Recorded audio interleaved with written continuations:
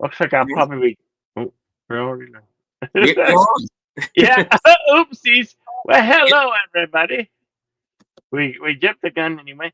Welcome to Action Theater Presents on this fine October the 30th, pre Halloween, and I'm listening to myself because both the tabs are. That's so weird when you hear yourself. Anyway, welcome to Action Theater for the Lost Boys, 1987. Would you like to read the synopsis for this one? Deleted.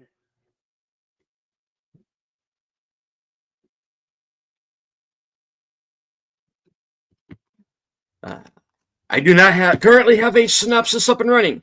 All right. Oh, Um, Basically, story is you have this family, a mother, two teenage sons, move to the seaside town of Santa Clara, where her father lives, their grandfather, and they meet up with a pack of teens, bit of a rowdy bunch, kind of the aforementioned Lost Boys, and it turns out that this group is vampires, and the teens team up with these would-be vampire killers to deal with the situation. That's basically it, and it's a runtime of 97 minutes, rated R for some gore, a little cheesy, but was enough to get it an R. But hello, Andrea Black. Good to see you. All and right. welcome newcomer Adrian Stefani Nicola. Mhm. Welcome to the channel, and uh, thank you for becoming a member at the Rebel level. Anyway, as much as we love to show you these here on YouTube, we are restricted by the guidelines and rules of YouTube and copyright law. So we have a room available to view the film. Uh, think of this as a fan commentary.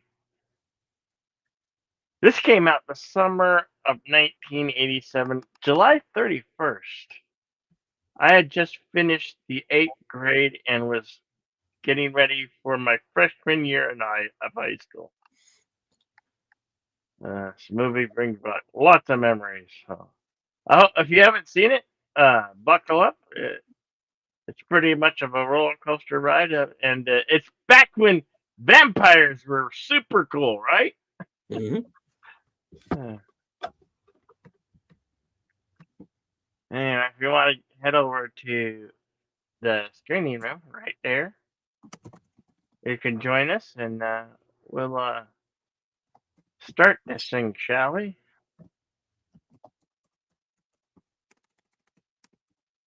I'm going to load it up right now.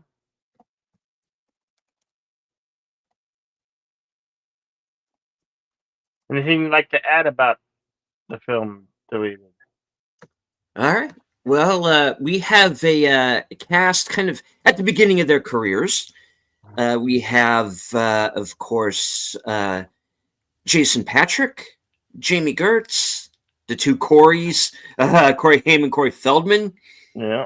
Um, we have Kiefer Sutherland leading the group of vampires.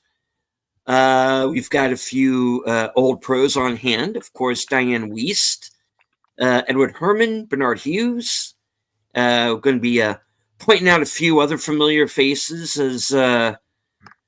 as we move through the film. Yeah. Yeah. Kind of talk about our reactions to it at the time. And of course, as much as we would like to show you the film, we can't. It's not public domain just yet. But if you are live, you can join us on Cosme at the link at the top of the chat. Films, of course, available on physical media. There is a 4K at present. You can also find the movie on Fandango at home. Mm-hmm. I would think probably Amazon.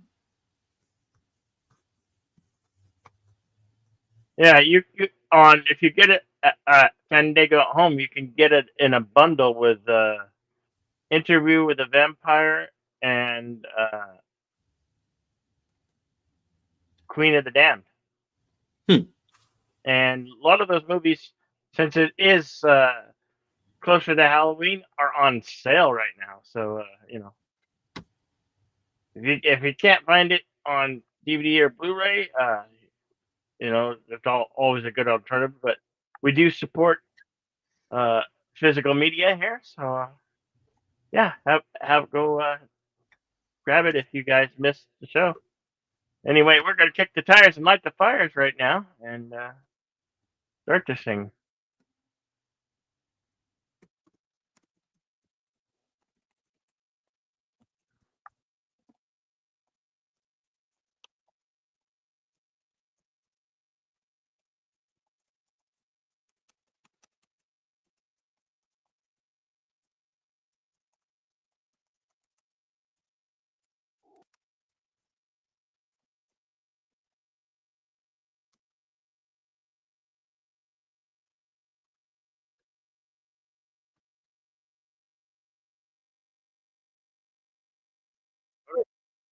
Got a great opening shot over the Bay Area Mm-hmm. with a great song. This film had a great soundtrack.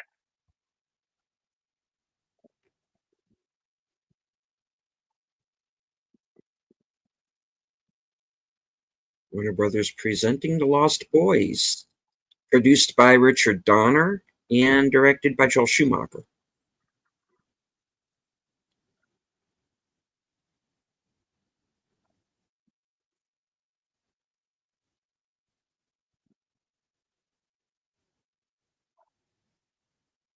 And we get our first look at David, played by Kiefer Sutherland. He's the at present we are led to believe he is the leader of the vampires. Alex Winter, you know him from Bill and Ted's Excellent Adventure. Mm-hmm. Billy Worth, who is in the Abel Ferrara version of Invasion of the Body Snatchers. This is one I'm hoping we do someday. Yeah.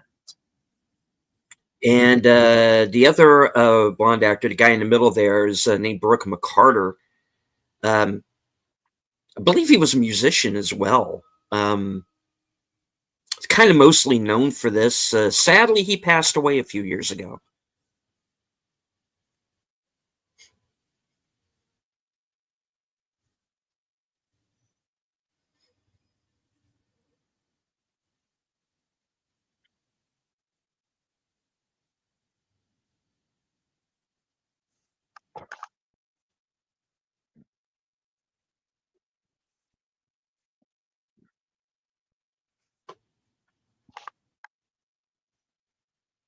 And of course, the film makes use of a lot of the kind of sweeping overhead shots like this one, which are meant to imply that these are the vampires flying through the air. The vampires in this film can they got wings, boy. This is before drones were a thing, so I think they filmed it with a helicopter shot or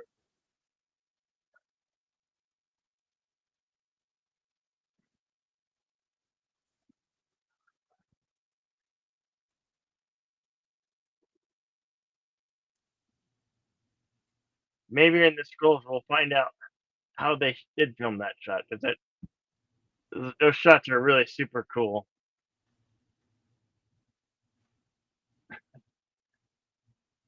Nowadays, you guys would just get the shots like this on a drone that you could own. Mm-hmm.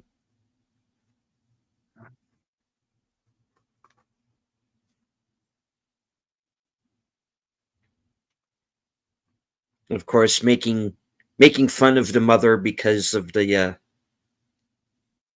she's kind of like this she's kind of a 60s hippie and kind of likes the music from that point in time, and then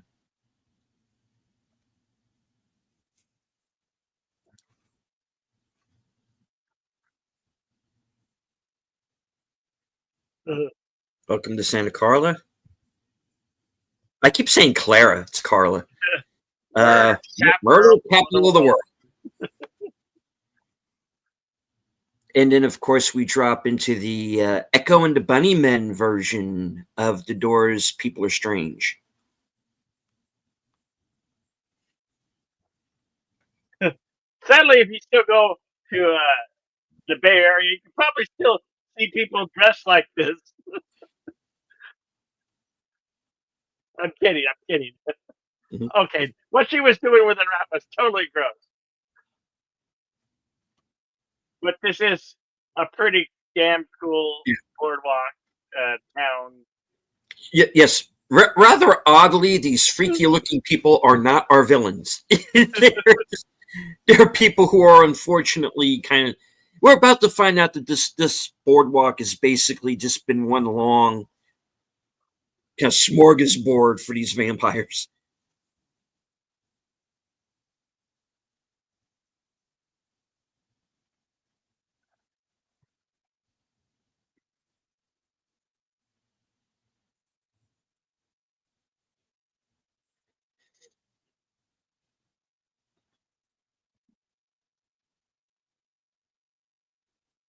And you see kind of diversity Yep. in 1987 before, and nobody calls attention to it. Just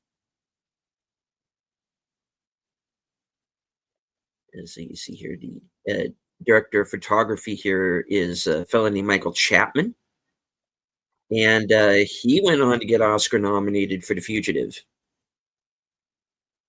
James Fisher and James Jeremias, the original screenwriters, and screenplay by Jeffrey Boehm. He would later go on to work on the Lethal Weapon films. I think he wrote or co-wrote the first three.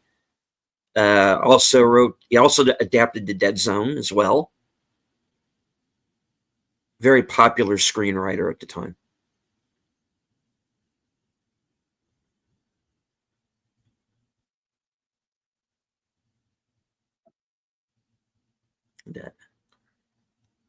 And hello to JPRPH1. Says he saw this one when it first released, but not since. Okay.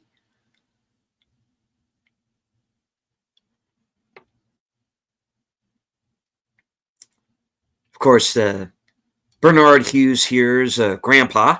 You know, he's about to find out he's a rather eccentric fellow. This film's definitely in my top 10 of movies to watch in the month of October since it's the Halloween month. Hmm.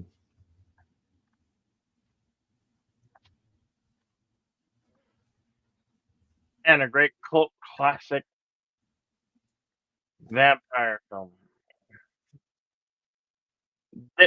There's a book called the Encyclopedia of Vampires, and on the cover is David Vampire from this film. I have it. It's a big old like encyclopedia of vampire movies.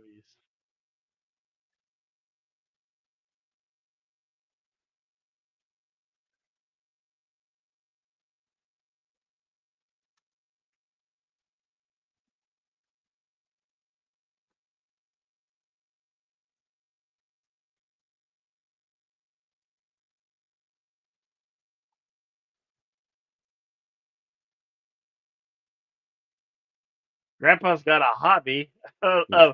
of taxidermy. And of course, making a film that makes a lot of use of Steadicam. we get a lot of kind of helicopter shots in this from overhead. We get a lot of we get a lot of pretty good steady cam in this too, doesn't Yeah. that actually doesn't always call attention to itself. There's a lot of very long shots in this. Yep. Hail to the voice of Northern Oklahoma, Curtis Shelby, also known as the Tired Midnight Blogger.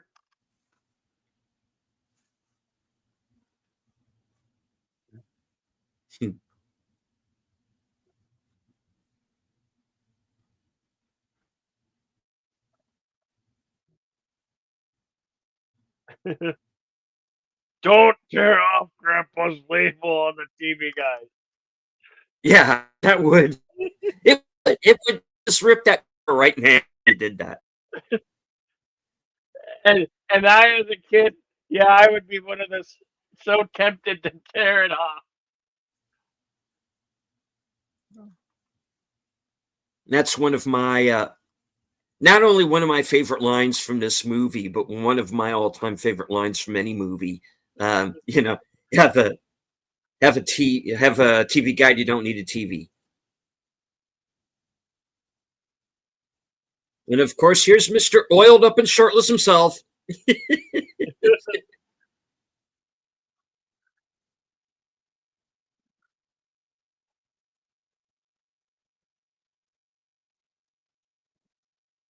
And of course, the moment we all fell in love with Jamie Gertz. Or at least I did. Uh, yeah, I think us as teenage boys, yeah, we all kind of grew a crush on her.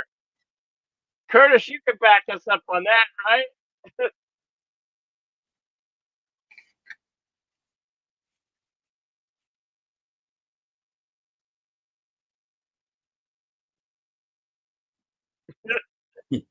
His brother's rolling over her already. Like, who is that?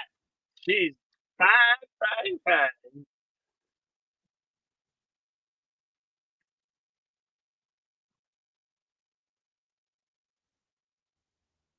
When I first seen this, I remember looking at the singer of this pretentious rock group, and it's like he's got muscles and he's playing the saxophone. How cool is that? You know? But it also felt out of place. Like that's something you wouldn't expect.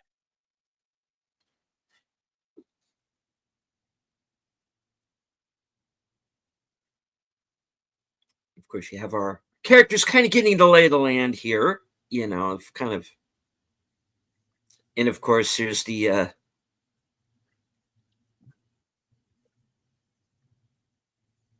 missing poster for the security guard.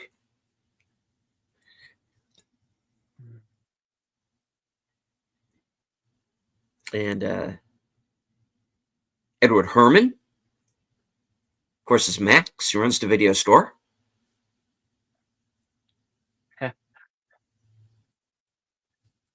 Most of you young folks may know him from Gilmore Girls, but he was in many other. Did a lot of movies, a lot of television. Here's something kind of funny and weird for you guys. Um, my brother used to say that John Tesh of Entertainment Tonight would make a good-looking vampire because him and this guy here, who the lead guy playing the video store, Mm-hmm. kind of look alike. So my brother Kind always of doing this, yeah. my brother always used to say that John Tesh would make a good vampire.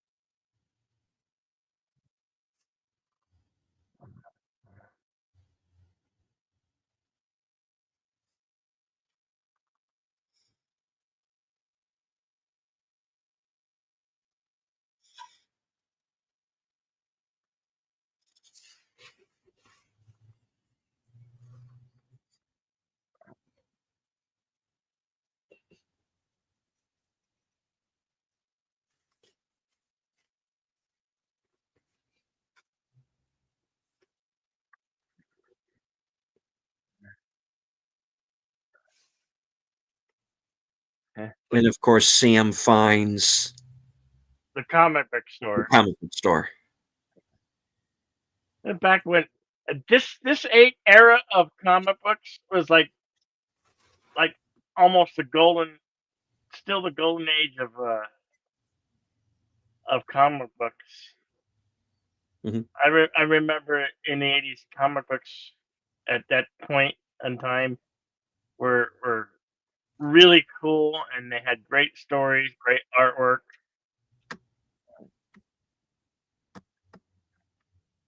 And of After this course, after right. this movie, I went and seeked out a bunch of comic book stores.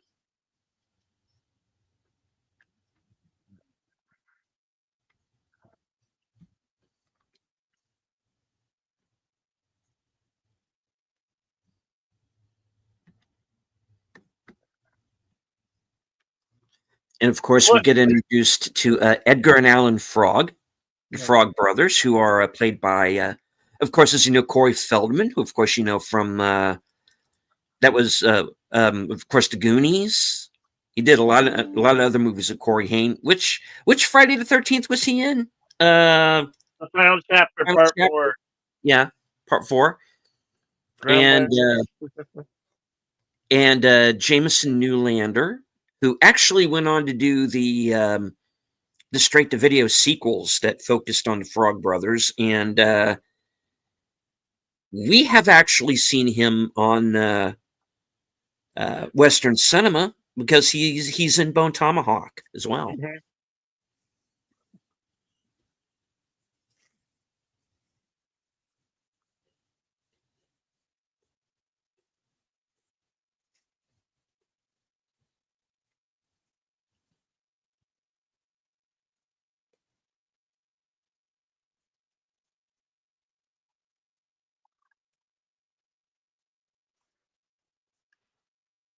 It does kind of make you wonder, though, with this group, how is Keanu Reeves not in this movie?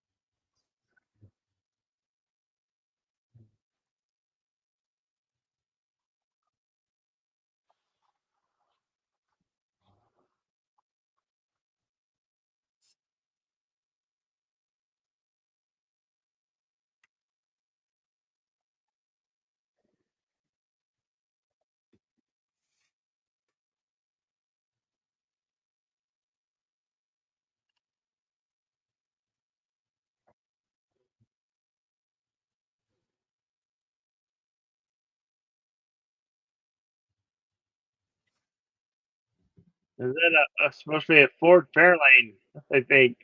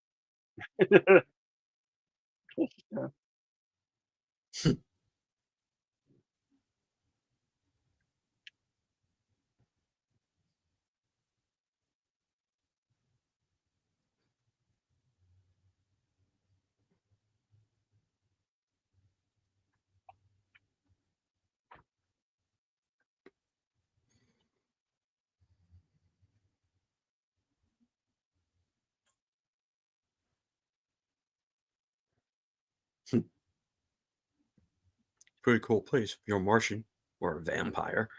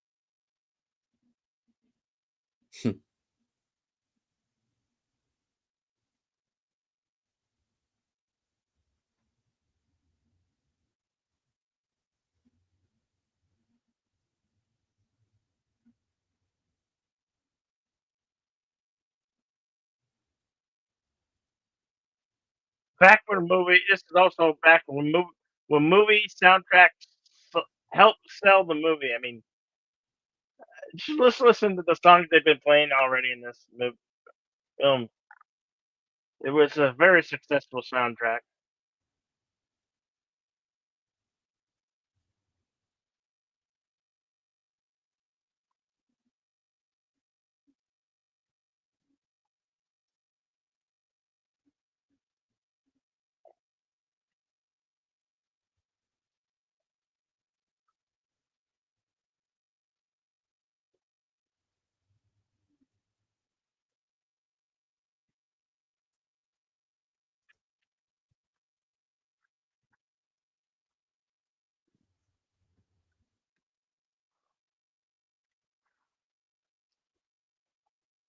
Hello to you, Sarnji.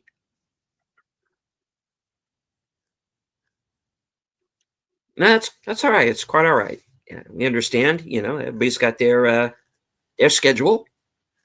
Yeah, Thank you for stopping by.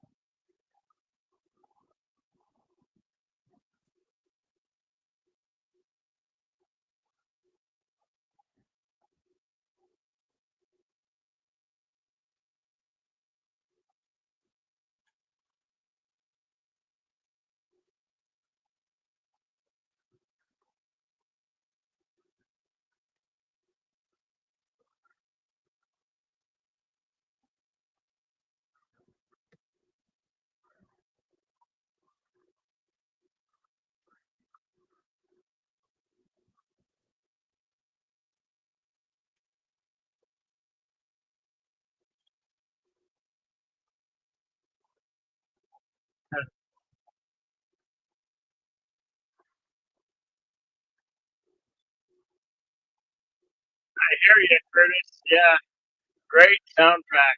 Still is to this day.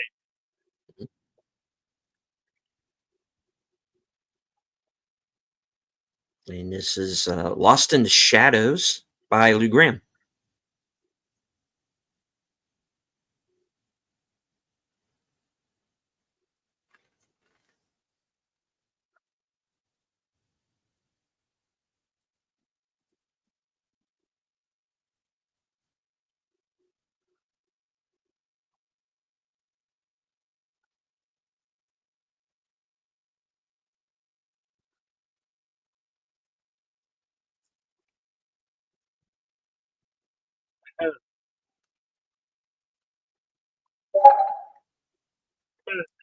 Cliff's getting closer.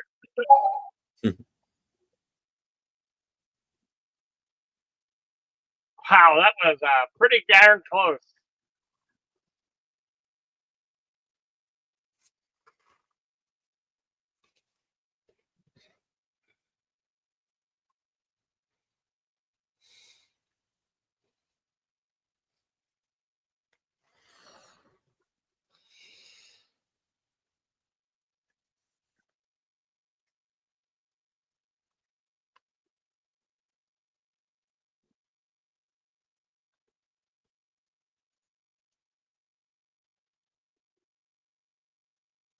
To the Bat Cave.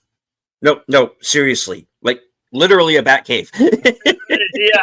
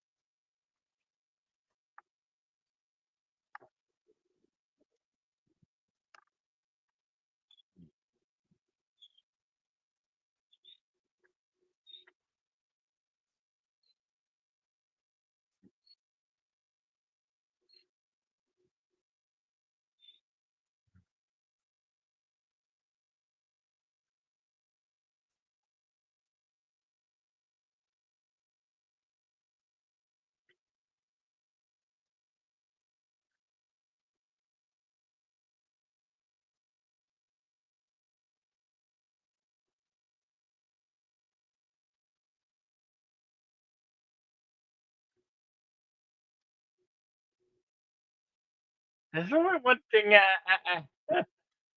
Not that's about homophobia, but the set designer kind of. I mean, you do see what's her name in the background, but there's a couple posters of guys in there. You're like, maybe teenage boy wouldn't have posters of other fellas in there. Yeah, about that. Just a little observation there. Um, I was going to bring this up a little later on because it does get brought up in the trivia, but yeah, kind of the choice of posters is odd, so we say. Yeah, Um, like I said, even though you do get a poster of Molly Ringwald in the background there, um, reformer is school girls, but Rob Lowe or Chat. Yeah, Rob Lowe. I think that's yep. Rob Lowe. Uh, Like, here's kind of an early dip into the scrolls, guys. yeah, Sam has a poster of Rob Lowe on his closet door. The poster has sparked years of debate about whether or not Schumacher, an openly gay man, was making a subtextual statement about Sam's sexuality by putting a poster of a male heartthrob on his closet, a reference to being in the closet. Schumacher also has Sam wearing an ear stud, riding a pink bicycle, and being more fashion conscious than any other character.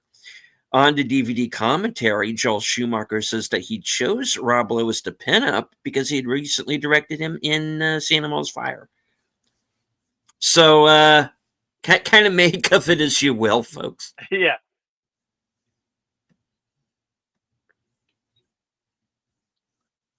You know, when you first see this, you don't notice it. You don't think certain things kind of go unnoticed, and like you know.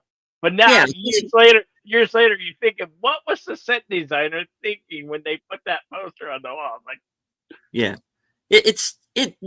It doesn't really affect the movie either way. Rather, whether he is or he isn't, it doesn't. yeah, You're still rooting for him to survive.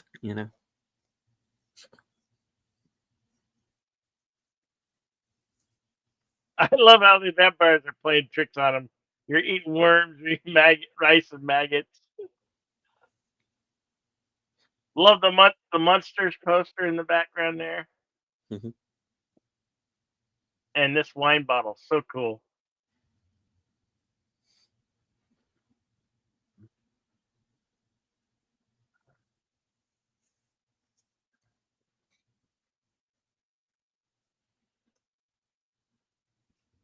I like how they styled the vampires. That's why they say that in this film, vampires were so cool because they kind of gave them a gothic slash punk look to it. Mhm.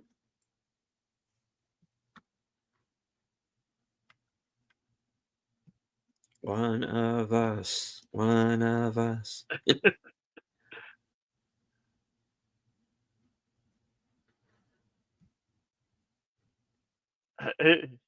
Like, is you see she sells in the background of this cave, but it looks like it's all a femur bone in the background too. Did somebody lose their leg?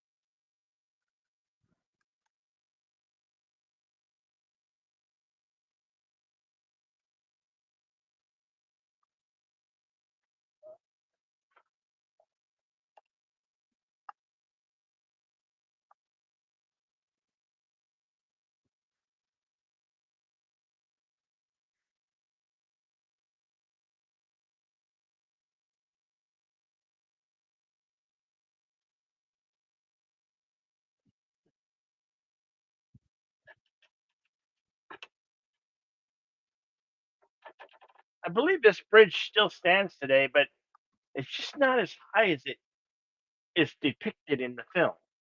Hmm.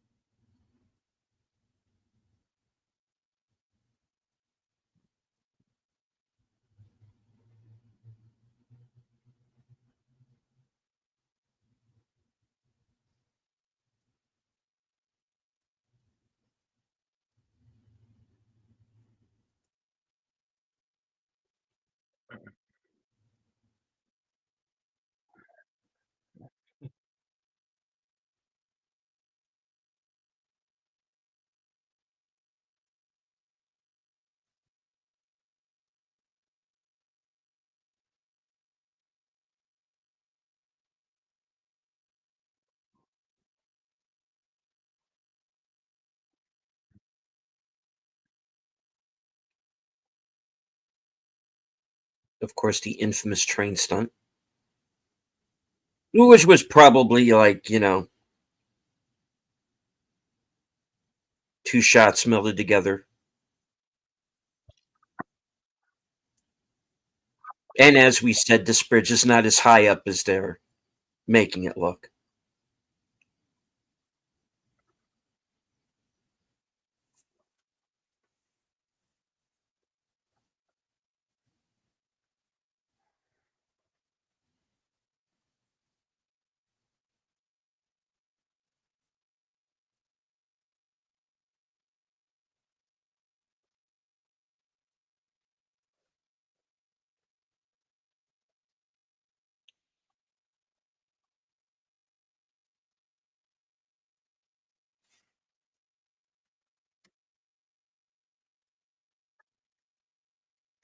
Hail Yeah. Connie clearly, Bird Connie? Woman on YouTube, strong supporter of Deleted Scenes channel, and yours truly.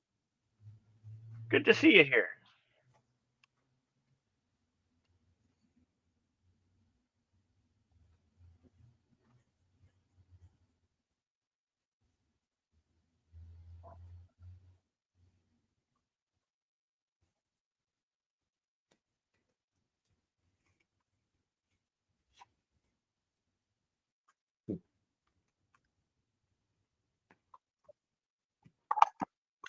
Wait a minute. I fly now?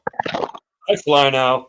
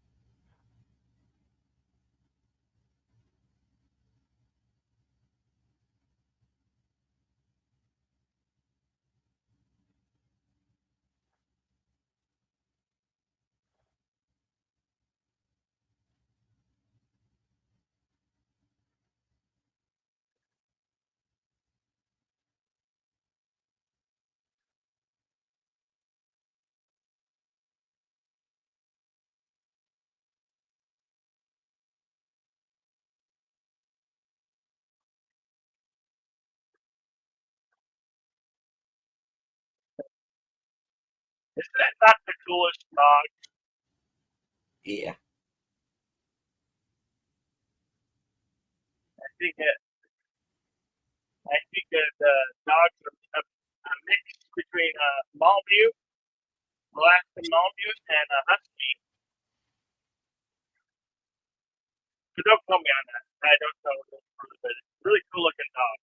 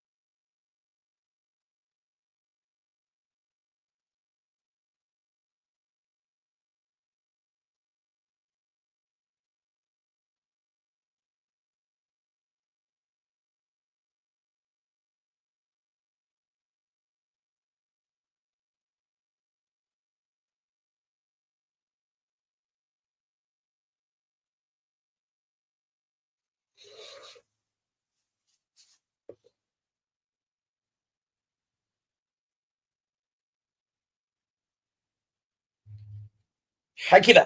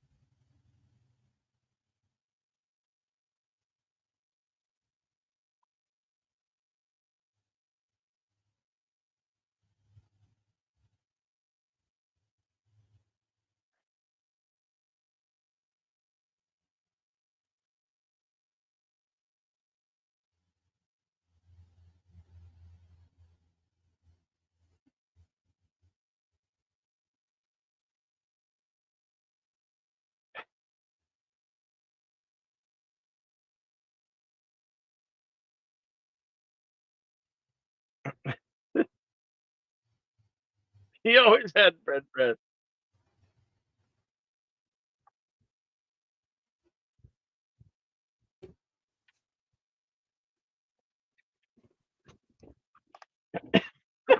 Hold on, He'll come over.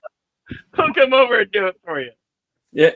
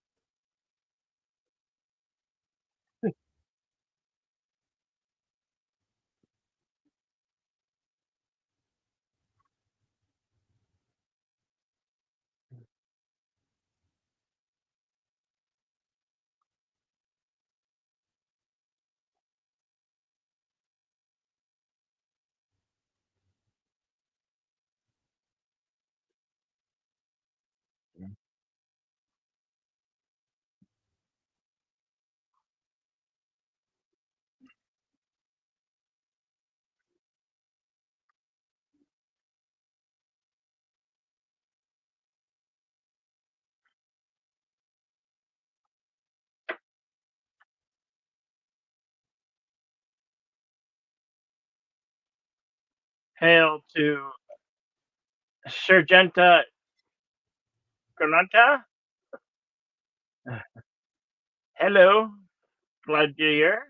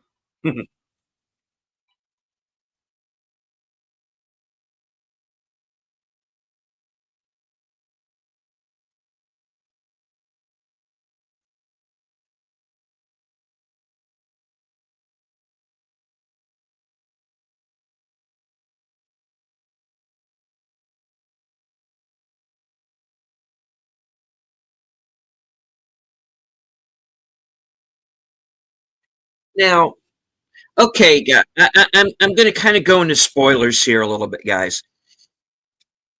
When you see this movie the first time, you think they're setting up Max to be the Van Helsing kind of character.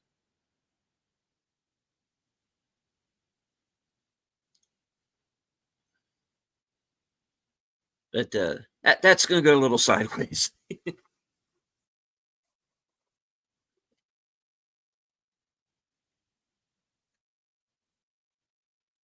Oh, yes, you are.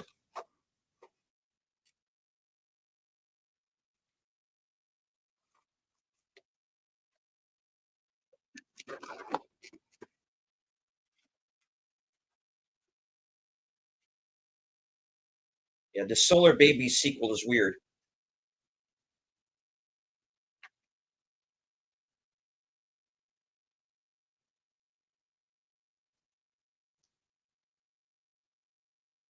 Good distraction.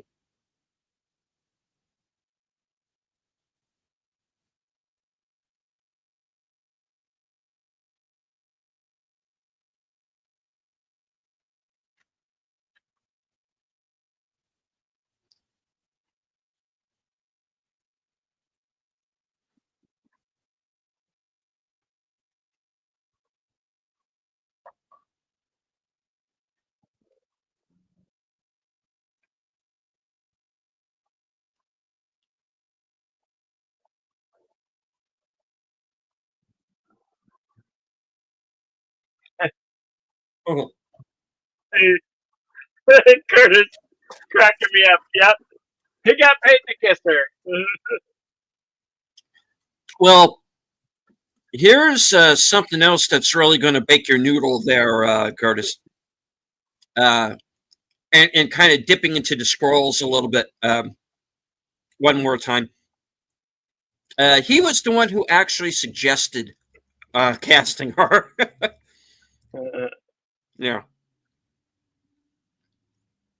because they had been in a movie a year before called Solar Babies,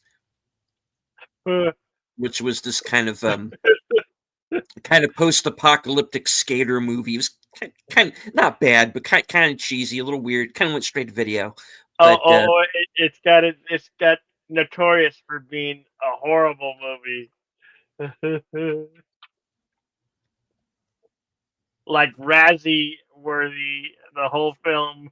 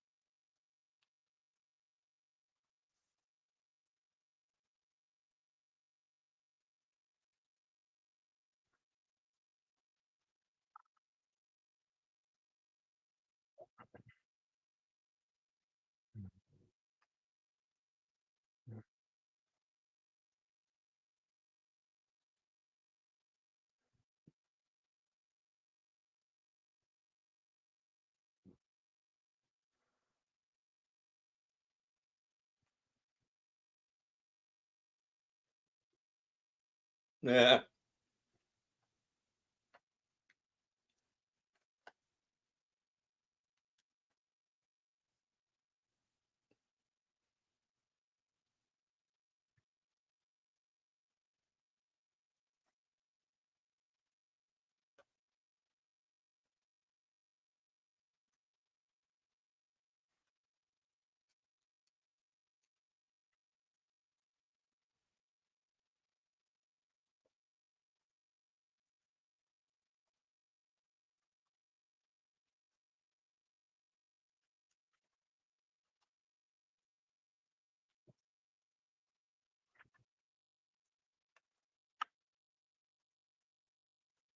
Huh. Mhm. Knowledgeable woman. Years, be- years before delivery. Torch piracy.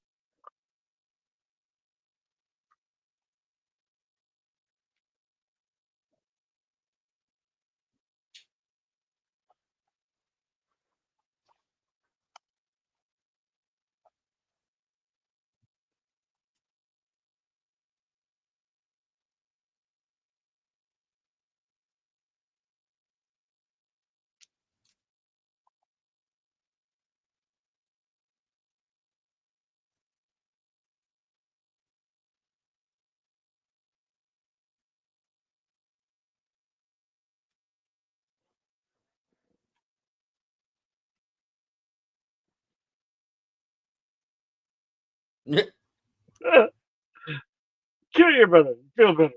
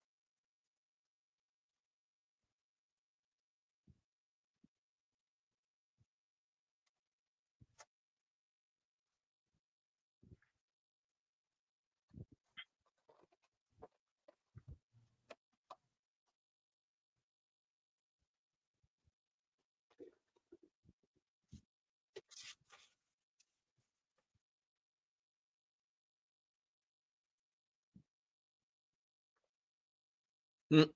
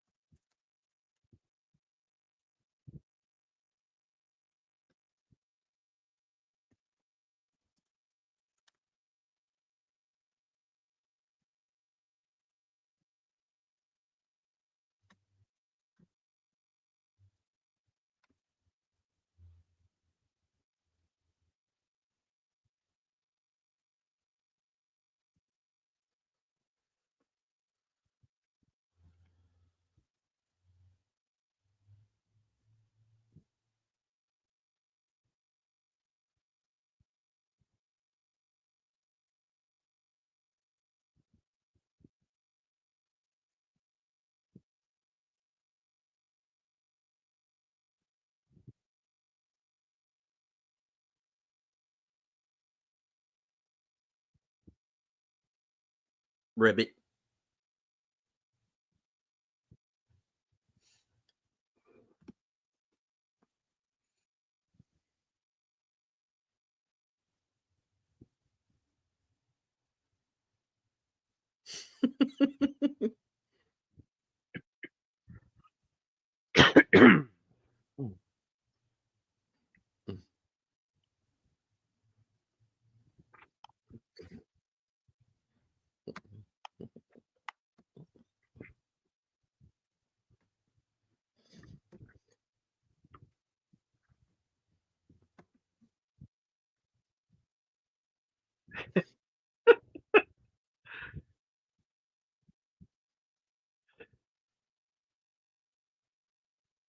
Um, did we forget the cheese?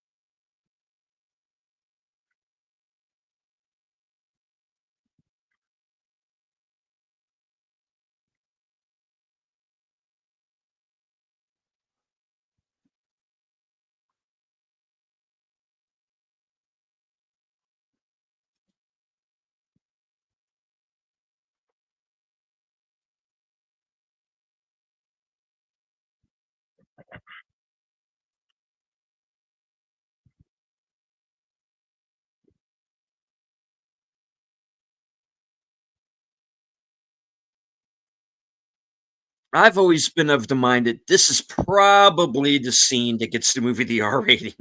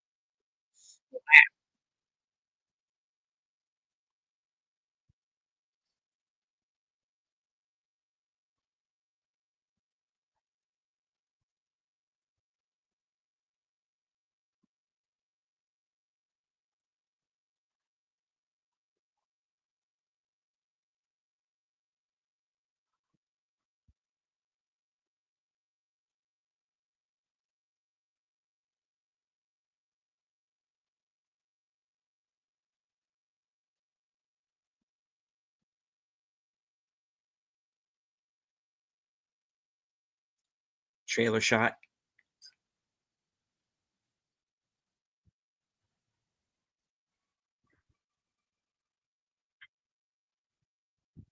Now you know what you are.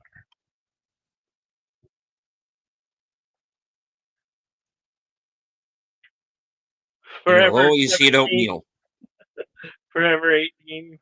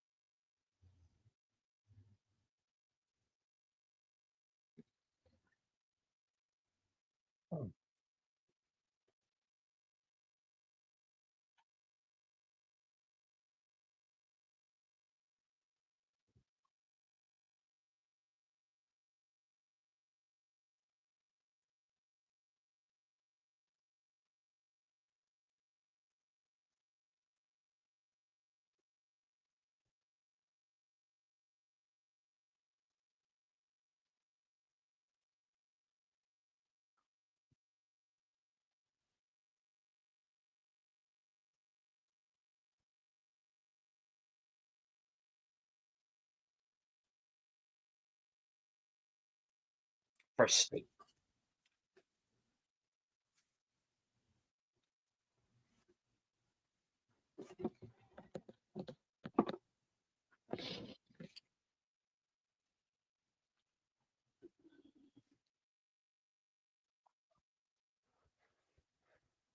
Bill's not so excellent adventure.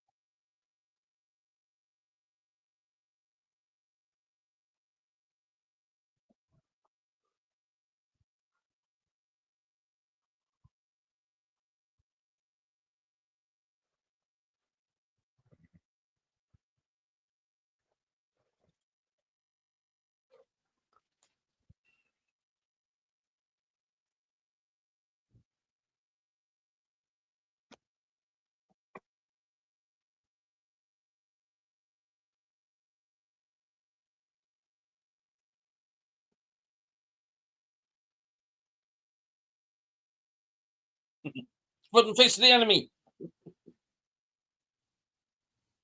They opened up their eyes and talked.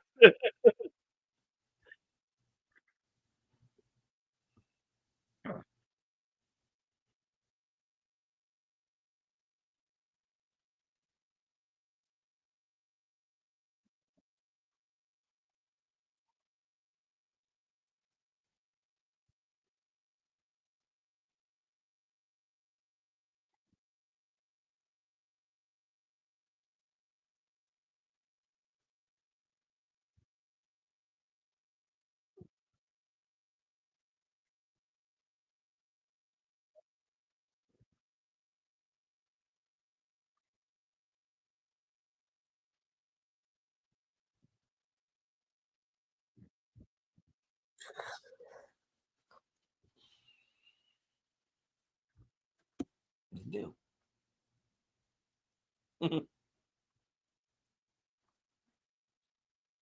No, who's she? No, who are these people? Just next time, gas up my car.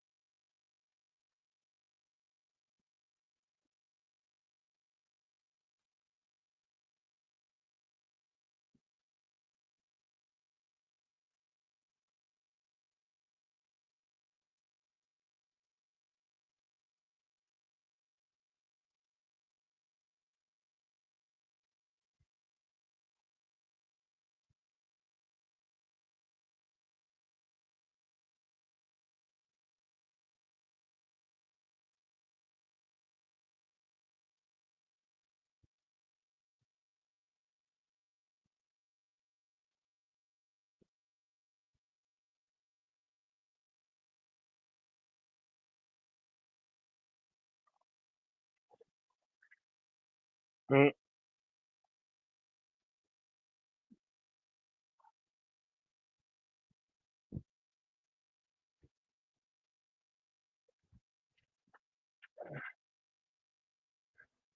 yeah, Thorn.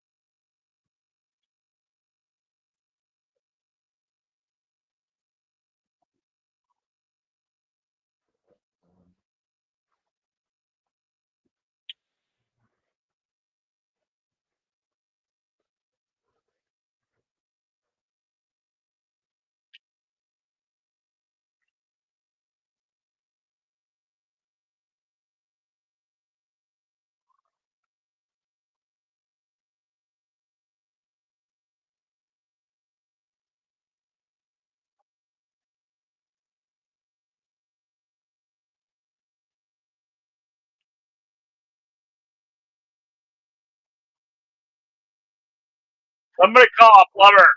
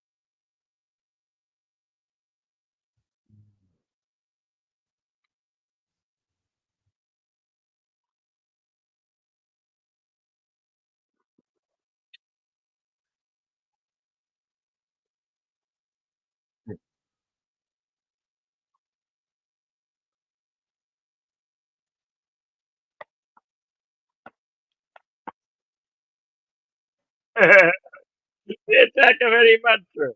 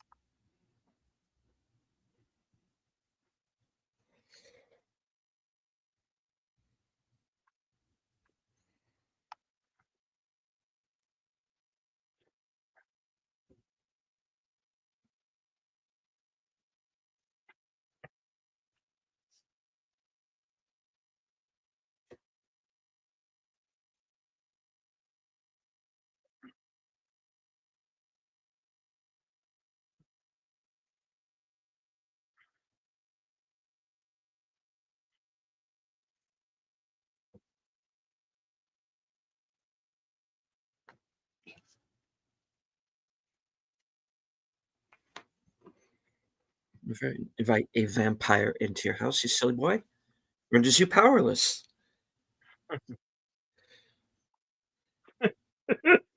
I don't think he knew that.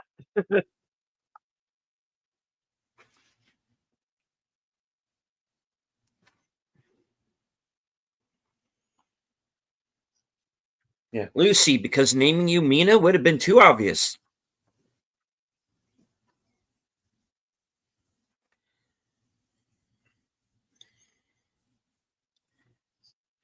Big happy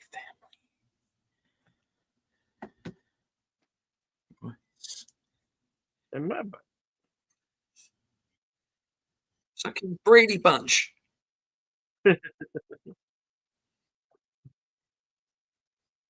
What about that?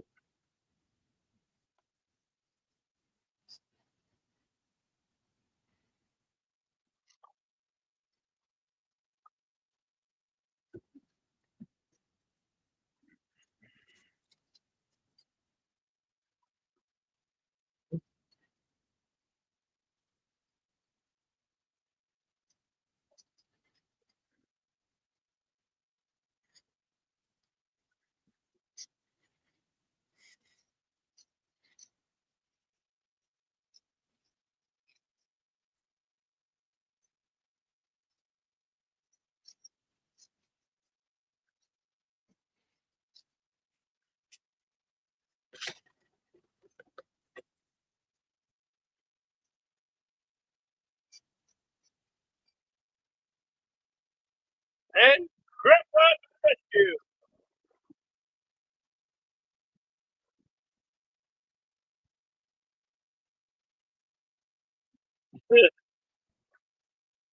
Now that's a stake to the heart.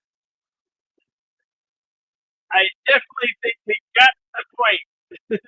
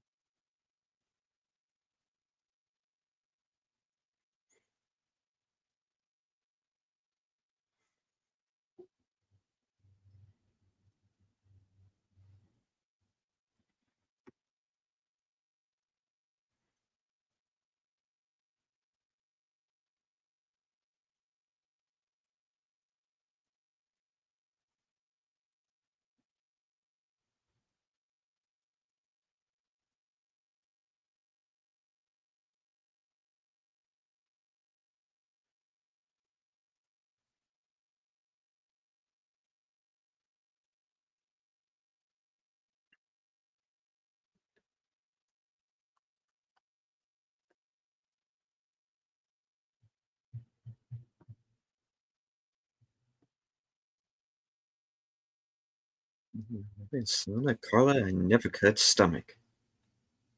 All the damn vampires.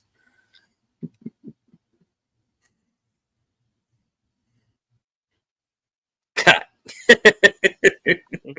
What? Faces look ugly when you're alone. And When there's you're some more alone. stories.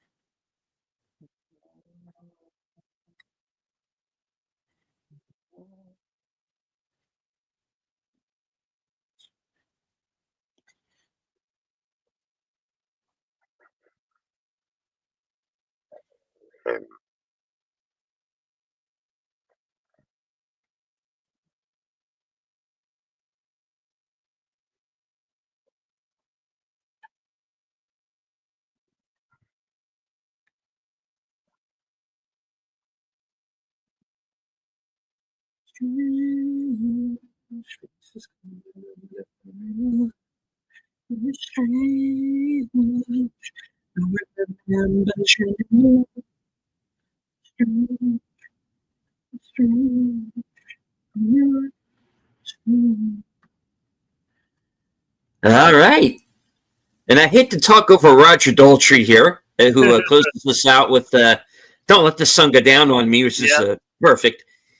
Um, all right. And credit, We'll return credit music. Yeah. to the scrolls. Um, course, as Bill said earlier, The Lost Boys was released July 31st, 1987, at an estimated budget of $8.5 million, going on to gross more than $32.5 million worldwide.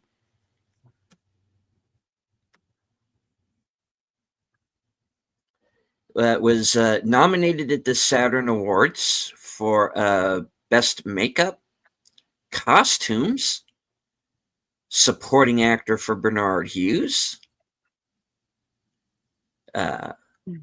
Best Performance by a Younger Actor for Corey Haim, and went on to win the award for Best Horror Film. And at the Young Artist Awards,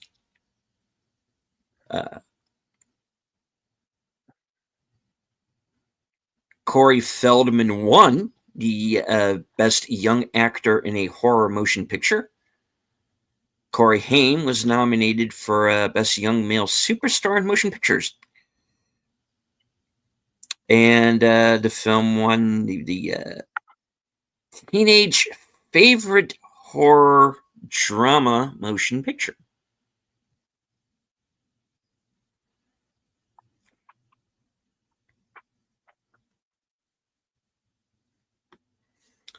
The Spanish title of the film is The Irredeemables. All right. Filming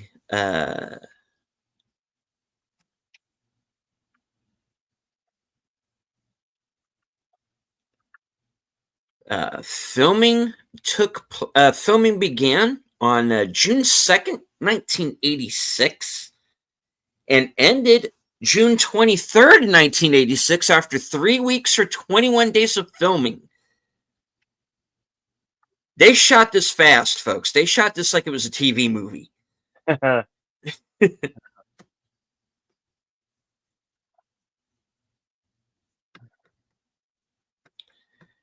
right.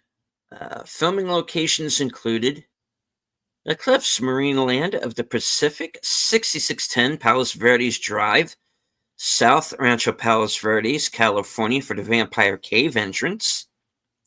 Atlantis Fantasy World, 1020 Cedar Street, Santa Cruz, California, for the Frog Brothers Comic Book Shop.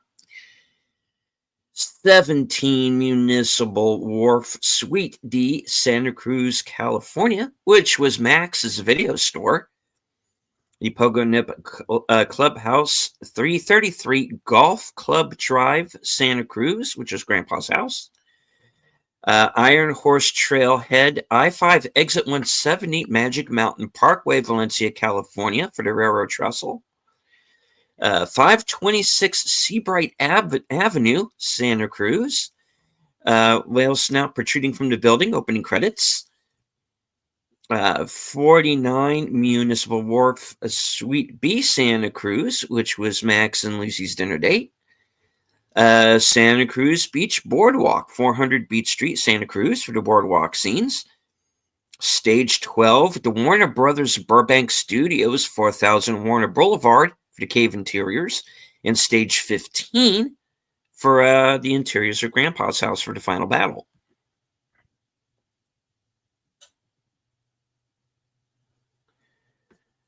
All right. On to the trivia. The film is titled after the companions from J.M. Barrie's Peter Pan, who remained forever young. This movie invented the phrase vamp out, which had passed into common usage on the TV series Buffy the Vampire Slayer. Executive producer Richard Donner originally intended to direct the movie himself, but as production languished, he moved on to Lethal Weapon and eventually hired Joel Schumacher for the job. Though almost all of Kelly Jo Minter's scenes are deleted from the film, her only one true appearance is over Lucy's shoulder in the video store. She still received billing in the film's opening credits. Her scenes can be viewed in the 2004 Lost Boys DVD special features.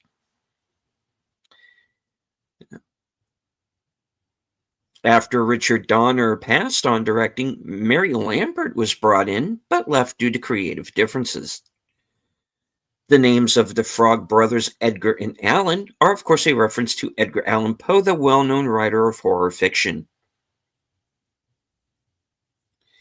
In the Cave of the Lost Boys, you see a poster of Jim Morrison, who recorded the original version of People Are Strange with the Doors. Also, when Star and Laddie are being carried into Sam's room, you can see a poster of Echo and the Bunnymen, who recorded the version used in the movie. Characters in the movie say the name Michael approximately 118 times.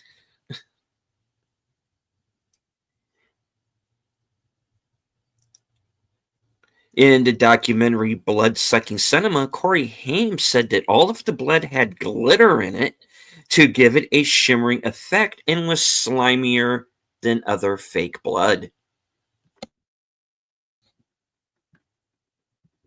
The movie was filmed in Santa Cruz, California. Santa Cruz in Spanish means Holy Cross. Just an interesting connection given this vampire subject matter and their vulnerability to crucifixes.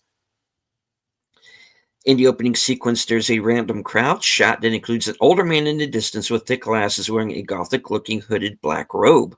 While his appearance is in line with the spooky factor of the film, he is, in fact, a semi-nomadic Christian. Two men can be seen playing pinball the second time Sam visits the comic shop. The guy with the facial hair is Joe Ferrara II, who actually owned the comic shop Atlantis Fantasy World. The comic shop has now moved location, but is still owned by Joe. Both the bandstand that the band is playing on, the first time Michael sees Star, and the Frog Brothers comic book shop were destroyed in the 1989 Loma Prieta earthquake. Max's house in the film, along with the bridge Thorne chases Lucy over, were also destroyed in the quake. This was Corey Haim and Corey Feldman's first film together, which marked the start of the popular 1980s trend to two Coreys, in which Feldman and Haim starred together in a number of teenage films.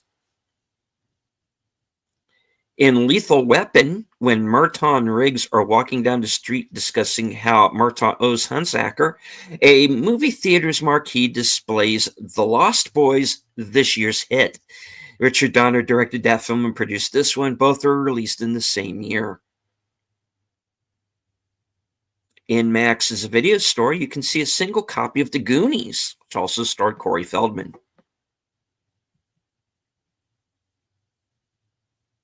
The film has two Rochester, New York connections. The screenplay written by Jeffrey Boehm and a song by Lou Graham, both from Rochester. Billy Worth's character Dwayne is never actually mentioned by his name. Corey Haim later characterized his experience on the shoot as one of the greatest personal times in my life. Corey Haim jammed with his co-stars between takes and enjoyed a large props room. Excluded from the nightly parties held by the older actors, Haim bonded with Corey Feldman as they stayed in the hotel, watching movies and visited the local arcade. Corey Haim and Brooke McCarter got along so well during filming that McCarter became Haim's manager in the early 90s. Jamie Gertz was actually recommended by Jason Patrick. Joel Schumacher was originally looking for a blonde. They had both previously starred in Solar Babies, and is probably the reason why he recommended her. Several thousand local residents answered the casting call for family-type street people, punks, surfers, roller skaters, and one, quote, brain-dead hippie. Some 2,000 applicants were signed on for several nights of work on what was the largest film production ever brought to the area in that time.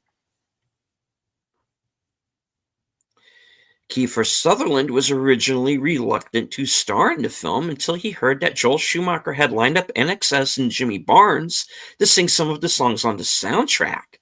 Kiefer has spent a summer in Australia when he was a child and became fans of their music. Kiefer's father, Donald Sutherland, was in a vampire movie 5 years later, Buffy the Vampire Slayer. When you can see a movie poster of Once Bitten behind Max when Lucy first goes into the video store. Kiefer Sutherland's role as David, being one of the lead cast members, had the fewest lines amongst all the leading supporting cast members. At the time, he had the most dialogue amongst the 4 vampire Lost Boys. The new location of the Atlantis Fantasy World comic book store, which was featured in the film, owned by Joe Ferrara II, still carries the original #1 issue of Vampires Everywhere that Sam reads in the film. The comic was created only for the film, and its opening page is signed by all of the cast members from the movie. Ferrara allows any shopper to hold it and take a photo with it free of charge. Gerard and McMahon wrote the theme song Cry Little Sister after reading the script, but without seeing the film. At one point, Corey Haim wears a bathrobe with a pattern based on the geometric motifs used by the painter Piet Mondrian. Jim Carrey was considered for the role of David. He previously portrayed the vampire in the film Once Bitten. This was the film debut of Jameson Newlander, who we mentioned. Also went on to be in Bone Tomahawk as well. And the sequels to that were the straight-to-video sequels, which I haven't seen. According to Corey Feldman, Joel Schumacher wanted his character to resemble action stars of the day, so he told him to rent Sylvester Stallone and Chuck Norris films. Feldman clearly based his spoken delivery on Stallone. Yeah, pretty obvious, guys. Yeah. Every year at the landmark Santa Cruz Boardwalk in Santa Cruz, California, this film is screened as part of the park's free summer movie series. Beachgoers may bring outdoor furniture and supplies to watch after sunset. Many features of the town shown can still be recognized, notably the rides and games on the boardwalk itself.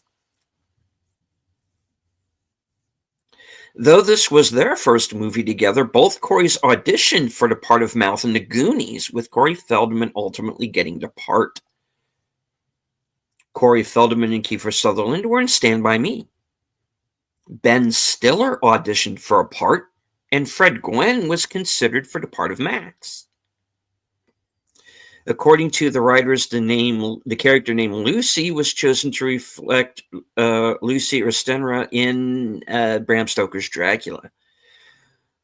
Both The Lost Boys and its direct-to-video sequel, Lost Boys: The Tribe, star a son of Canadian actor Donald Sutherland. Kiefer plays David in The Lost Boys, while Angus Sutherland plays Shane in Lost Boys: The Tribe. In The Dinner with Max and the Frog Brothers, Alan puts out candles with his fingers.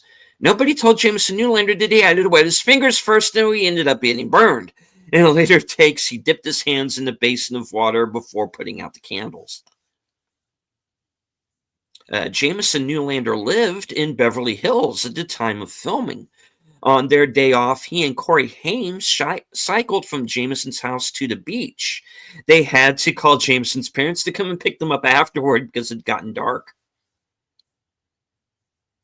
Jameson Newlander was referred to as Jamie on the set. Okay? Way to confuse the issue, having 2 Jamies on the set at the same time. A year after the release of this movie, Alex Winter portrayed Dr. John William Polidori in Haunted Summer. Polidori wrote what is considered to be the first modern successful vampire story.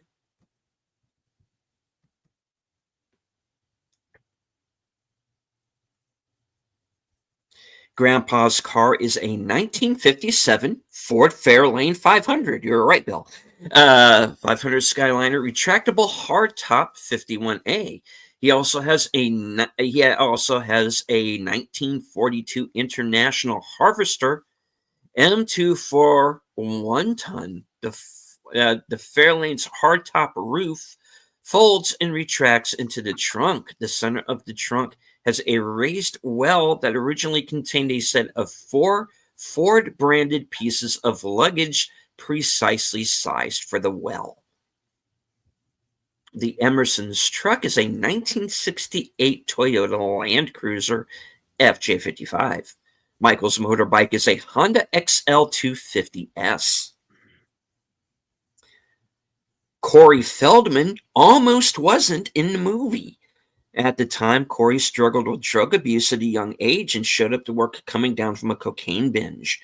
Director Joel Schumacher was very upset that Corey kept dozing off and was unable to continue filming, so he fired him, but hired him back the next day after Corey apologized and swore to come back to work prepared from then on, which he did.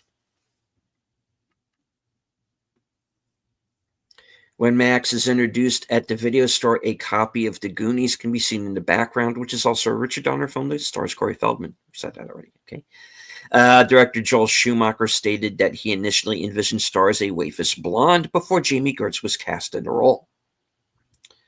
Max's dog Thorn is a white German Shepherd. Jawohl. No, sorry. Bad joke. Sam's dog Nanook is an Alaskan Malamute, which are known for their peak at the top of their head, which resembles Bela Lugosi's classic Dracula hairstyle. Having impressed Andrew Lloyd Webber, Joel Schumacher's use of music in the film is what convinced Webber to hire him to direct Phantom of the Opera, which I saw for the first time a few weeks back. Give it a look. It's actually a good film.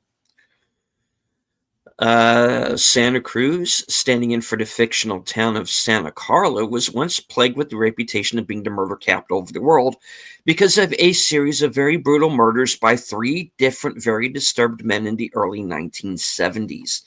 Because of John Linley Frazier, Herbert Mullen, and Ed Kemper, Santa Cruz endured 28 murders over a 30-month period between 1970 and 1973.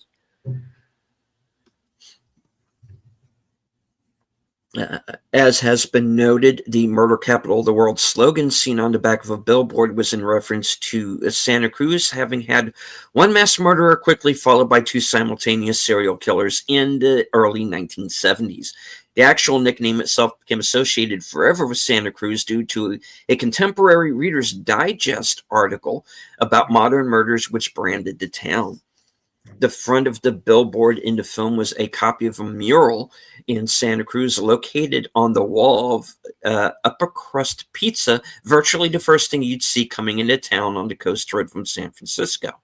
For the film, the mural was relocated to West Cliff above the surfing spot Steamer's Lane. The Atlantis comic book store in the film appears to be located at the Santa Cruz Boardwalk. It was really a few blocks away. The doors opened into Pacific Avenue, and to create the illusion that it was down a hallway in the bowels of the boardwalk, scaffolding and drywall boards covered with graffiti were extended over the sidewalk and along the curb.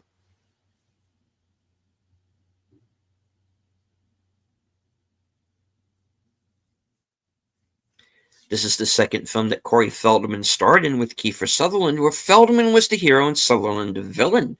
First film is Stand By Me. These films were filmed back-to-back in 1986 and 87, respectively.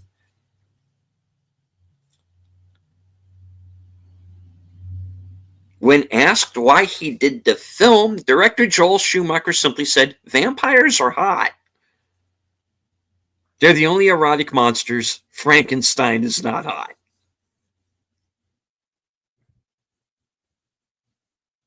No, I don't know. The ladies seem to like the new ones, so who knows? The monsters is alluded to twice in the film. The first time is when Michael first goes to hang out with the vampires. There's a movie poster of Munster Go Home behind David. And the second time is the infamous "It's the attack of Eddie Munster" line. Yeah. Edward Herrmann also starred in the Munsters remake, Here Come the Munsters, as well. Oh, yeah, that's right, he did. I'd forgotten about that.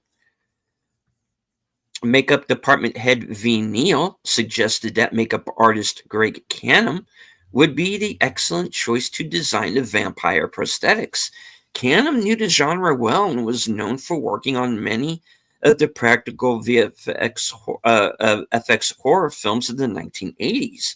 Although makeup tests for the New Age vampires are already underway, they weren't quite hitting the target.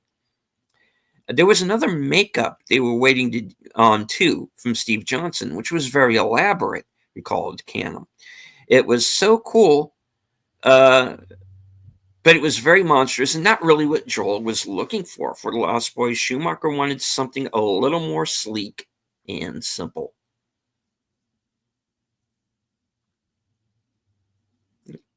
And Greg Canham, of course, he went on to win the Oscar for the makeup in Bram Stoker's Dracula, which we just watched like last week. And Greg Canham actually sadly passed away earlier this year. So rest in peace. Yeah, he was one of the best out there. He was up there with like Rick Baker and Rob Bottin and those guys. He was top shelf. Indeed. Director Joel Schumacher wanted the titular young vampires to look physically attractive. Joel Schumacher said to me, "I've hired these sexy young kids. I want them sexy. I don't want monsters," said makeup artist Greg Canham. So V came up to me and said, "Why don't we do a test on the side and show it to Joel and see what he thinks?" So Canham and makeup department head V Neal, she actually did Beetlejuice. She's also a very well-known makeup artist. Brought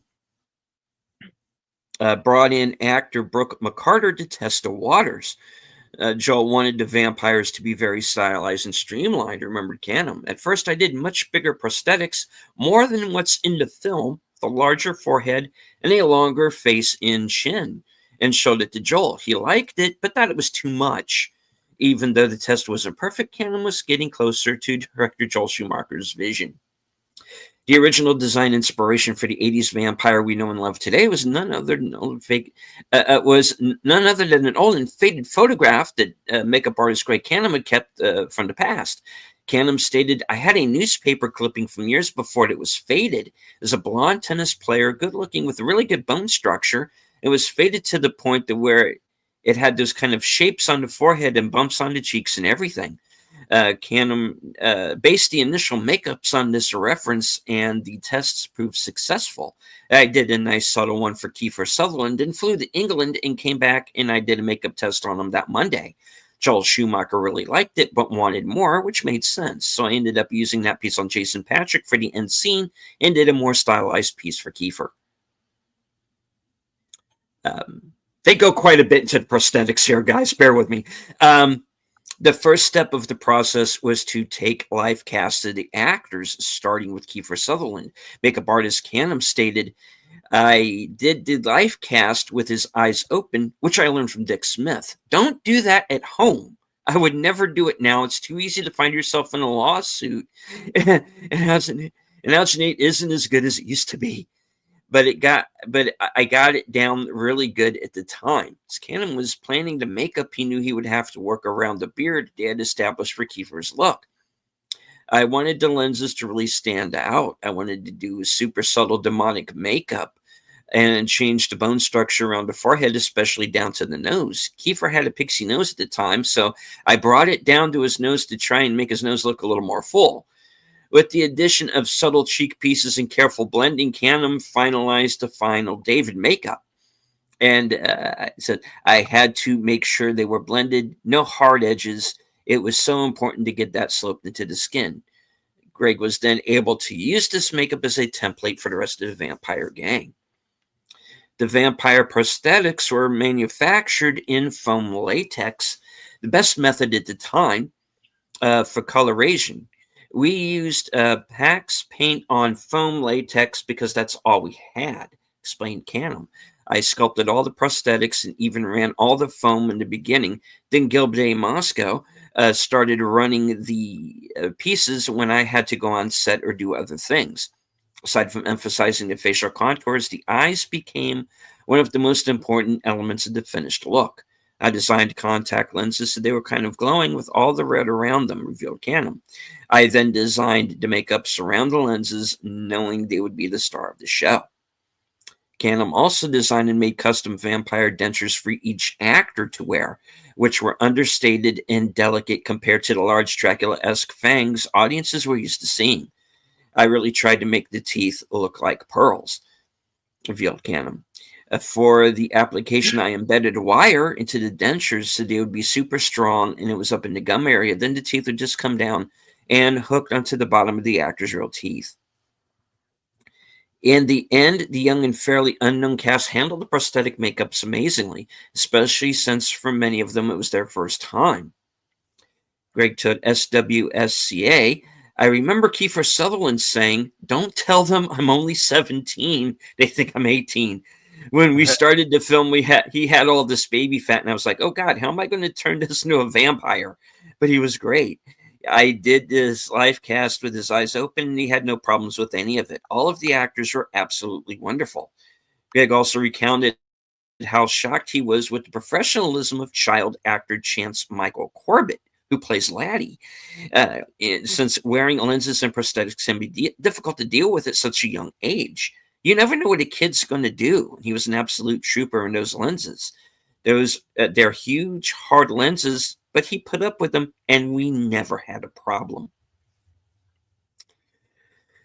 A poster of Molly Ringwald, it can be seen in Sam's bedroom as a possible reference to John Hughes' teen movies, coming-of-age films, and possible irony due to the vampires never being able to grow old. Yeah. Vampire tropes, no? Or diminished reflection, garlic being invited into one's home, Lucy, the wife of Dracula, and holy water. At the time the film was made, Alex Winter was still registered as Alexander Winter in the Union. Joel Schumacher begged him to shorten his name so it wouldn't take up so much space in the titles, because the name couldn't be changed in time. His full name still made it to the finished film, which frustrated Schumacher. One of the most memorable scenes in the movie was actually filmed outside of Santa Cruz in Santa Clarita, 5 hours south. The Iron Horse Trailhead Trestle Bridge that the vampire gang hangs from in the film is located off of Interstate 5 on the Magic Mountain Parkway, about 40 miles north of Los Angeles. The bridge now features a pedestrian walkway for fans or people who would prefer to cross over it instead of hanging underneath. Yeah, let's not do that. Atlanta's Fantasy World comic book shop where Sam meets the eccentric Frog Brothers. At this shop is actually located in the Santa Cruz and not on the boardwalk as it appears in the film.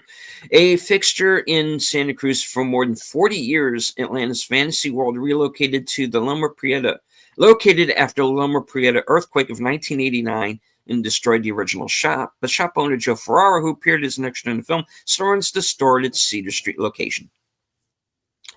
The longest pier on the West Coast, a half-mile wharf in Monterey Bay, is featured in the film as the location of Max's video store. The shop that doubled as the video store is currently the home of the Santa Cruz Bay Company gift shop.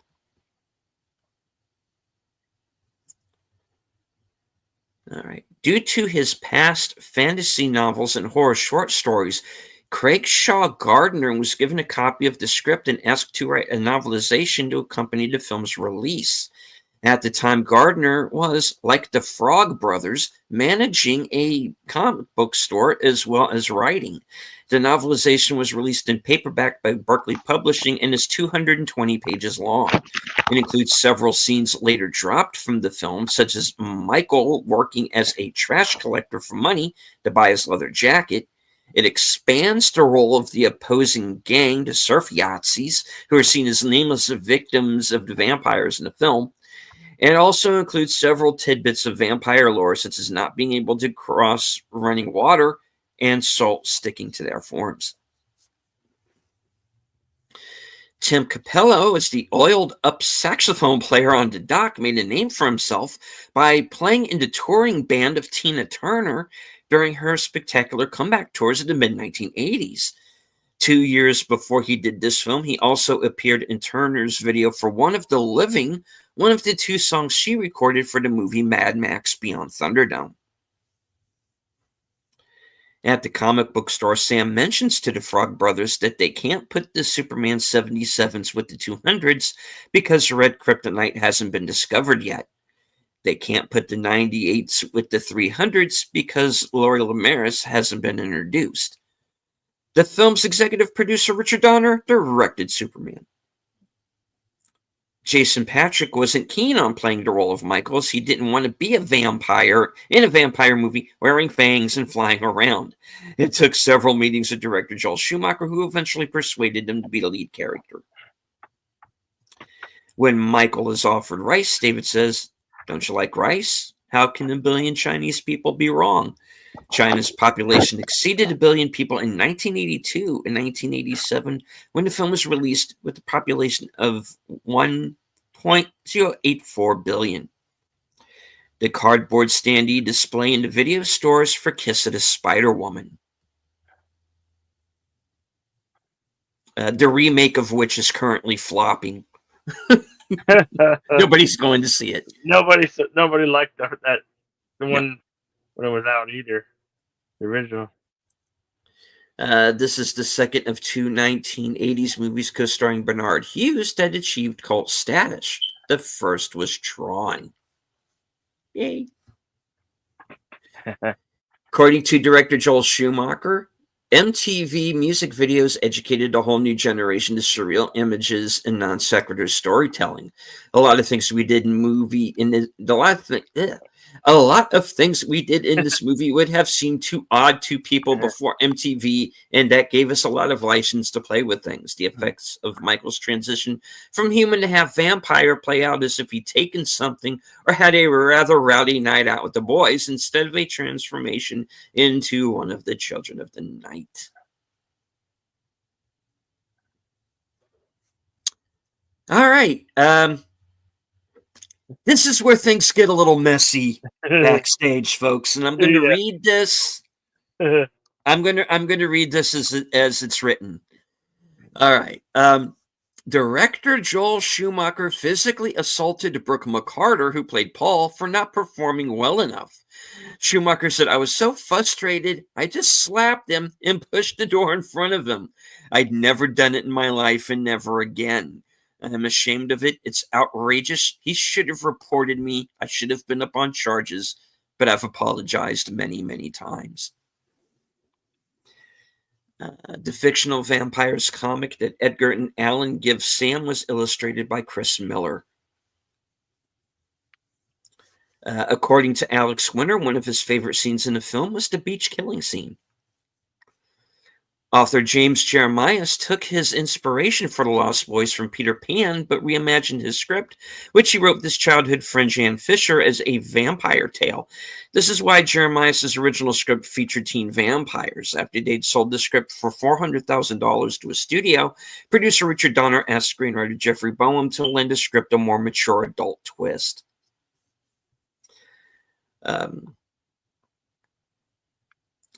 Two songs on the film's soundtrack, "Cry Little Sister" by Gerard McMahon and "I Still Believe" by Tim Capello, are two of Korn lead singer Jonathan Davis's favorite songs. This is Corey Haim's second horror film, the first one being Silver Bullet. Yep. I watched on Films with Friends the other night. The four films that follow this film are Watchers, Fever Lake, The Backlot Murders, and Do Not Disturb, respectively. The film is the first film that stars Edward Herrmann, which was released in 1987. The second film was Overboard. When Richard Donner was going to direct a movie, he planned for it to be a sort of quasi-sequel to The Goonies, with young people in a PG-13 action universe. Joel Schumacher's three biggest changes when he became the official director are making the main cast older, teenagers instead of preteens, adding to horror elements and mixing in dark humor in lieu of more action, and intending the movie to be rated R. The script for the unproduced prequel film refers to Dwayne, technically Paul, but it's clear their names were swapped, as a Native American, and has him wearing a mohawk and tribal scars decades before the events of The Lost Boys. Whereas in the Lost Boys novelization, Michael's POV refers to Dwayne as Latin-looking. Max momentarily freaks out when he sees his own reflection. It's because he normally can't see it, as he only has a reflection when invited into someone's home.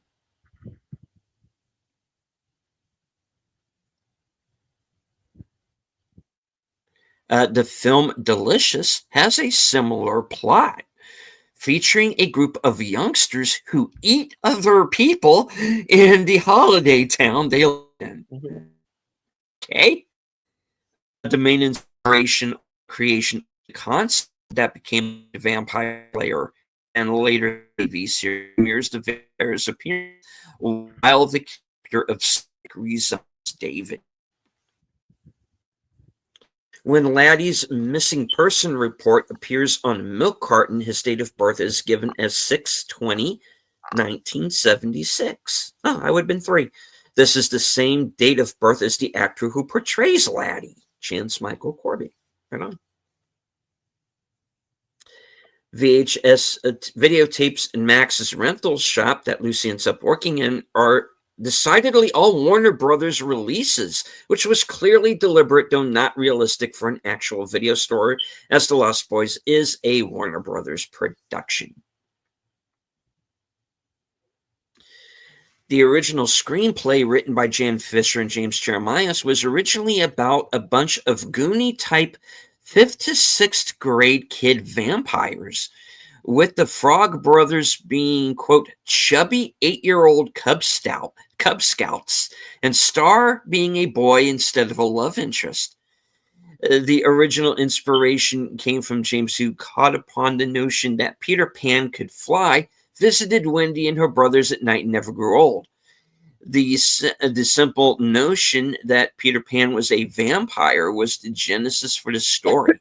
In the first draft of the script, the character of David was originally named Peter, and the other characters also had names from the Peter Pan story. In the final draft, many name changes were made, but originally the 2 brothers were Michael and John, later changed to Sam, and the mother's name was Wendy. The most obvious nod to the Pan story is the dog Nanook, inspired by the character Nana the dog. The grandfather character was never part of the original story, but later created in the draft by Jeffrey Boehm, who was hired to do the final rewrite. Joel Schumacher hated that idea and told the producers that he would only sign on if he could change the teenagers, which he thought would be much sexier and more interesting. Yeah, you've made that very clear, Mr. Schumacher. Thank you. David is impaled on a pair of antlers and doesn't disintegrate like the other vampires. Despite what Max later says, he's not really dead. This was intended to be picked up in the sequel, The Lost Girls, which was scripted but never made. In the Wildstorm Comics miniseries The Lost Boys Reign of the Frogs in 2008, which helps bridge the 20-year gap between films, it's implied that David not only survived the impaling, but went on to create Shane, the head vampire in Lost Boys: The Tribe. The movie didn't originally end on a joke.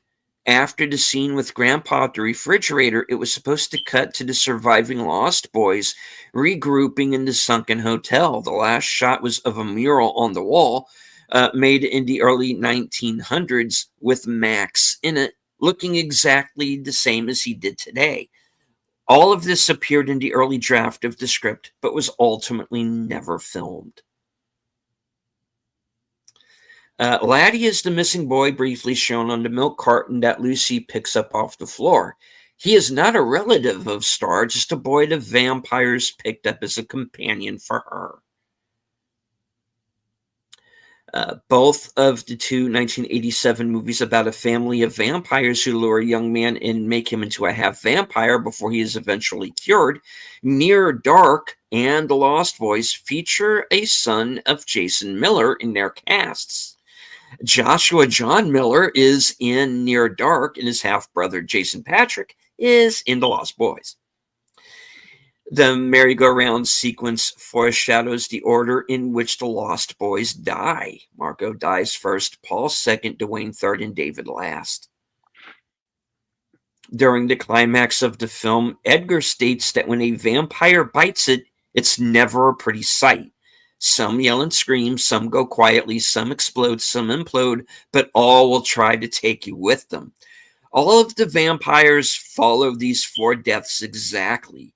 Marco, when staked by Edgar, screams as he dies. Paul dissolves in a bathtub of holy water, causing the plumbing in the house to implode on itself. Dwayne and Max blow up, and David dies very quietly and with minimal struggle. Even though Star is a half vampire, we never see her in vampire form. Yep. In the scene where Sam and the Frog Brothers stake Marco while he sleeps, they are pursued by the rest of the vampire gang as they try to escape back into the daylight. David grabs Sam's leg, but Sam manages to drag David's hand into the sunlight, where it catches fire. A tear then slides down David's face as he clutches his hand in agony. Apparently, the tear running down his face was actually caused by Kiefer Sutherland's contact lenses, which were stinging terribly, but they decided to keep it in as it looked really good and was in context. I get that. Yeah. When Sam is in the comic book store for the first time, he tells the Frog Brothers he's looking for a Batman number 14. Joel Schumacher is a lifelong and devoted Batman fan and directed Batman Forever and that other movie I refuse to mention. And Corey Haim was considered for the part of Robin. At the time of filming, Jameson Newlander had chest hair despite being only 16. In the scene where Paul, portrayed by Brooke McCarter, gets pushed into the bathtub, he grabs the Frog Brothers by the shirt. When Newlander was grabbed by the shirt, his chest hair was grabbed too. He says, "The pain you see on my face is quite real." Yeah. When Max is invited over for dinner, he says to Lucy that he thought the guests shouldn't see the food before dinner.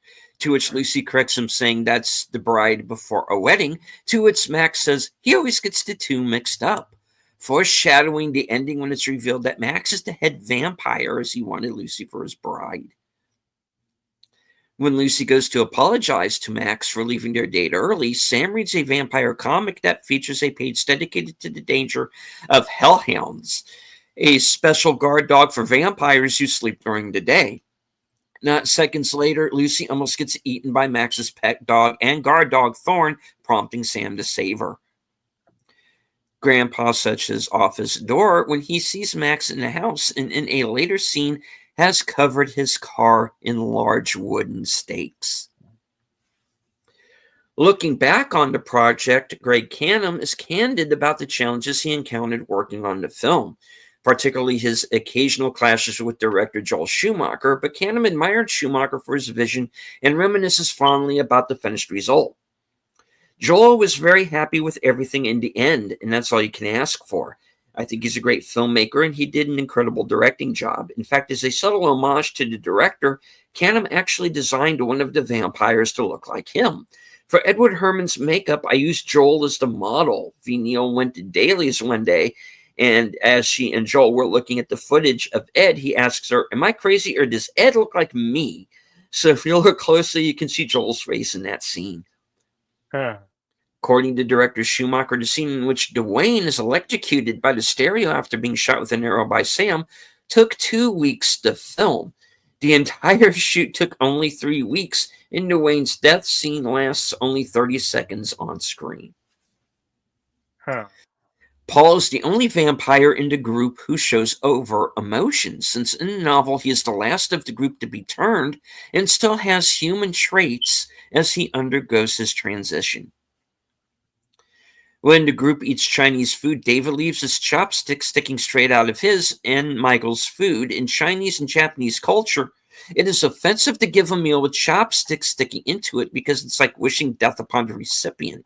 This shows that David has unprovoked animosity towards Michael and wants him dead. Hence, as she later reveals, Michael was meant to be killed by Star as her first meal. Max very formally requests permission to enter the house. Initially, it seems like an obvious giveaway that he's a vampire, but when he passes all of the Frog Brothers' vampire detection tests, confusing the issue until it's revealed he passed because he was invited in.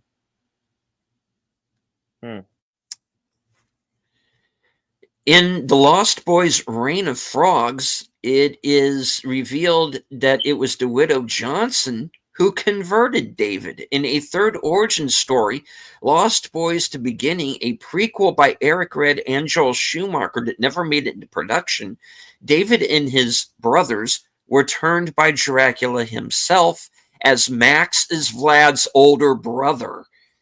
Since Edgar has admitted that Reign of the Frogs is mostly fictional, it's entirely possible that David and the boys are Max's vampire sons. However, it's equally possible that Max hired David to play the head vampire so that Max could hide his status as master of Santa Carla. It has been highly theorized by fans that Grandpa was actually a half vampire, and the root beer was actually animal blood due to his hobby as a taxidermist. The head vampire Max is possibly an allusion to Max Schreck of Nosferatu, a Symphony of Horror fame. The order that the vampire boys jump off the bridge is the same order that they're killed. There are only 2 green screen shots in the movie. With the budget so low, these last only a couple of seconds each, and both occur in the climactic final fight scene. The first is when Sam is pulled into the air by vampire Dwayne. This only occurs for a moment, and the reveal after constant camera-only flight shots would have played well for the audience in the theaters. The second is the long-awaited moment when David and Michael fly at each other to fight. The reason why the head vampire Max passed all the Frog Brothers vampire tests is because Michael invited him in. Yeah, we said that. Stars the only vampire half or otherwise to never vamp out, meaning her eyes and features never change when in contact with potential prey, unlike the boys Max or Michael. All right. That is it. The scrolls are closed? Scrolls are closed. Right on, right on. Wow. That wraps up this month for Action Theater. Next week, we're doing here on Action Theater. We're returning with Akira. I've been wanting to do it for a very long time. So, the 6th of November, if you guys classic anime film, but very cool. Hope you guys can join us for that.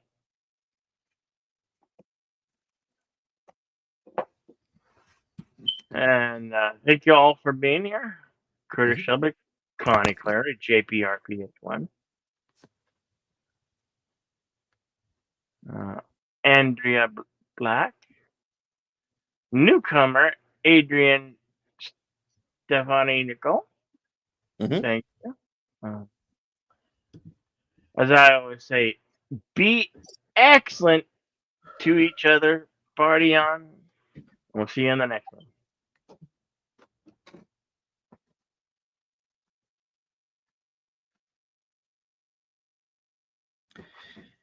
All right. Yeah, I would also like to thank a couple of people who are over on my side of the chat.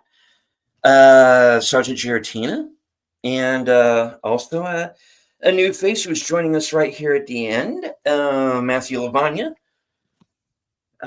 Hope that you enjoyed the part of the show that you did see. We do this show every week at this time, 4:30 p.m. Eastern. Every Thursday, as Bill stated. The next episode will be the classic 1988 anime Akira, which stop me if I'm wrong, Bill, but I think that's the first time you've done an anime. Yeah. All right.